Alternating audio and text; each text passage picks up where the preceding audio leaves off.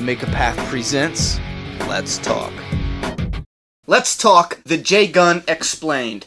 Alright, Deadheads, you know what? I just could not let it go. My curiosity could not let it go about the J-Gun. I just wanted to know where it came from. Now, to get it out of the way, the J on the gun was specifically just like a tag, so to speak, so the audience can follow the movements of the gun. But why did they use J? That's what was bugging me. I wanted to know where that came from. A lot of people said, oh, it was Joe's gun. And you know what? That made sense. Joe, J, boom, done, you know? Thanks to another viewer named Christine, did some awesome job, sent me some images on Facebook, so I decided to take a look at Clear. The first thing we see in episode 12 of season 3 starts off, the very first image you see, a sign, and it says Erin, E-R-I-N. We went to Stone Mountain or something like that. Signed J. The same handwriting almost. I'm not a handwriting expert, but it looks identical to the J that's on the gun. Now, that just does not seem like a coincidence to me. That seems like it lines up. So we know that J left a message to Erin, and they were headed that way because that was the direction they were going. So then Rick and Michonne and Carl are in the car. They get stuck in a mud, and they gotta get the car out of the mud. We see zombies come up to the windshield. The one zombie has a bracelet. The bracelet on says Erin, spelled E-R-I-N. So Jay left a message to Erin, said which way he was going and where he was headed. Erin, it appears, did not make it there because now we see her zombie where the car got stuck in mud.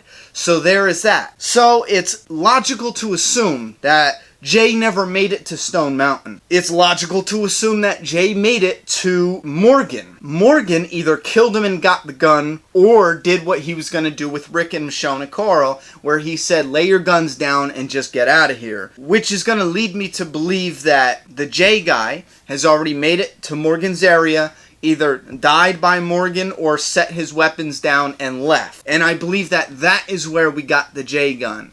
The J gun then traveled with Rick to the prison and hung around the stash of weapons all the way to where they are at Alexandria. Then Rick hides the J gun in the blender. I know before I believe that Enid found the gun, but it shows Nicholas had the gun. Now it's also a possibility that Enid did find the gun and she handed it over to Nicholas, but I think that's kind of a stretch. I think Nicholas, like I explained before, Nicholas saw Rick stash the gun. Nicholas goes back in the gates, and then when Rick and the group shows up, Nicholas takes a free moment. He goes back outside the gates and retrieves the gun since he was outside the gates doing whatever the hell it is he was doing, you know? So, I am 100% confident that is the origin of the J gun. It was with the guns Rick took out of Morgan's. Anyhow, guys, if you have anything to add to the J gun, if you're still not convinced, put your comments down below, but check out the episode titled Clear from Season 3. Check that out. Another thing, if you're still stuck on the fact that that was Joe's gun, if you go back and look, Joe had a model 1911, I believe it is,